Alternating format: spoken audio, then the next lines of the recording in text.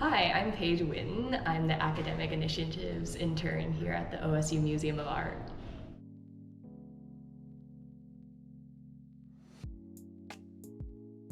Yeah, so the Washington School was a school for Black people in Stillwater. This was during the Jim Crow segregation kind of era in America. So we had separate schools, and the Washington School was the school that was for Black students in Stillwater.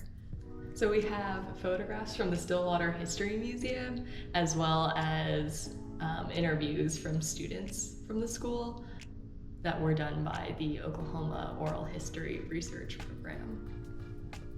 Yeah, so I worked mostly on these digital illustrations that we have depicting the alumni that were interviewed for the oral history project.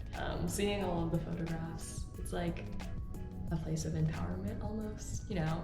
I think a lot of times when we talk about Black history, it's like, oh, doom and gloom, sad, oppressed, which obviously you'll hear from the students' interviews that, you know, there was a lot of that, but then there's a lot of celebration. They're just students just like us, so.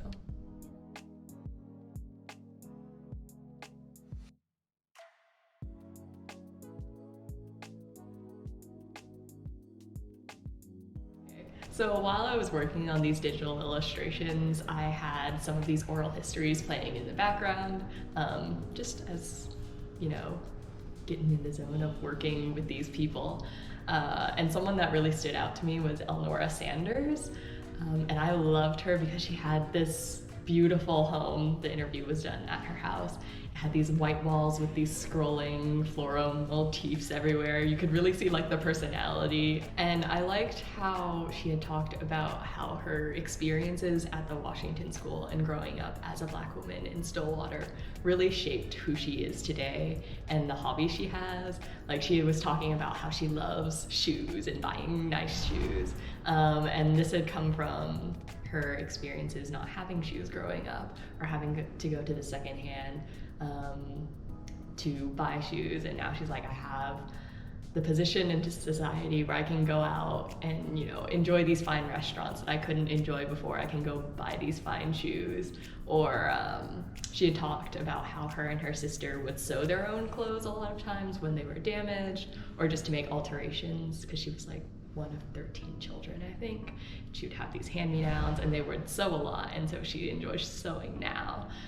So I just thought it was a cool thing that these experiences that might not have been ideal, she had talked about how it was something that shaped her childhood, and she still enjoyed it, and she still enjoys these things in her life now.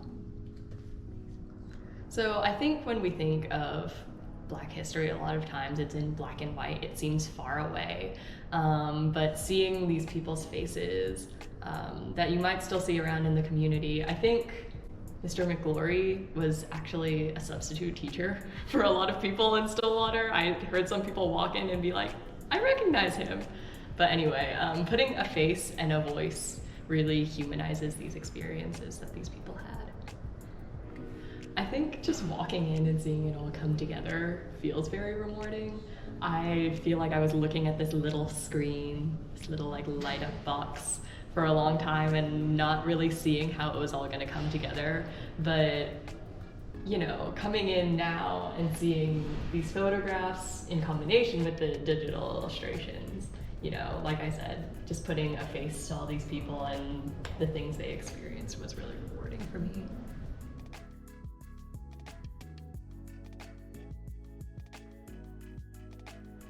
Stop by and see the legacy of the Booker T. Washington School exhibit here in the vault at the OSU Museum of Art.